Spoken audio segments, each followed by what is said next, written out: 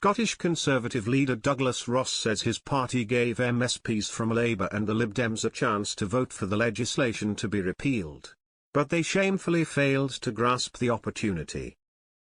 Humza Yousaf's hate crime act has been in operation for just over a fortnight, and it is already obvious that it is every bit as badly botched as previous SNP legislation such as the Named Person Scheme and the Offensive Behaviour at Football Act, both of which had to be scrapped.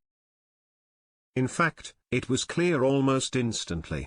On April Fool's Day, with grim irony, the day this ridiculous law came in, the police were immediately deluged with complaints.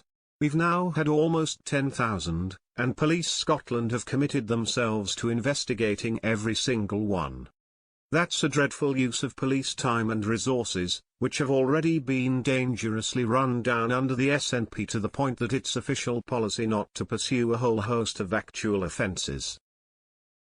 It speaks volumes about Humza Yousaf's view of justice that Scotland's police are expected to concentrate on hurtful tweets and remarks made in private homes while potentially letting housebreaking, vandalism and vehicle theft go uninvestigated.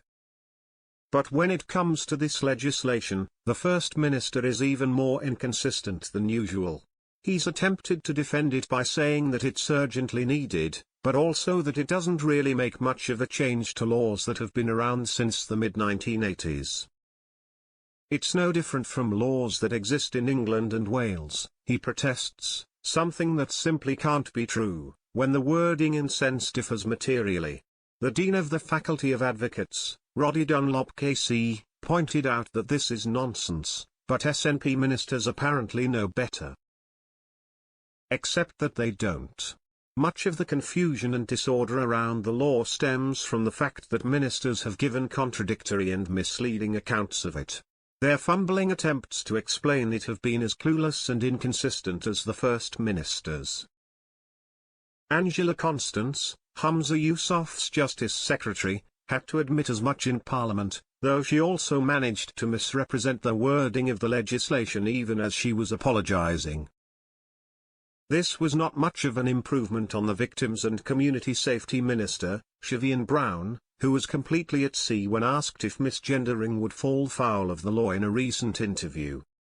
Ordinary police officers, who will be called on to deal with this, are supposed to make sense of this guddle after a derisory 2-hour online training session, and many haven't even had that yet. Humza Yousaf's latest excuse is that a lot of bad faith actors are trying to make the law look bad by making frivolous or politically motivated complaints. Unfortunately, Police Scotland immediately issued figures showing that only a tiny percentage of complaints were vexatious. But only a small percentage reached the bar for criminality, too.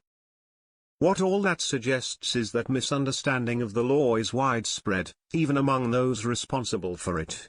And that's because it's been badly designed and brought in with a shambolic lack of clarity.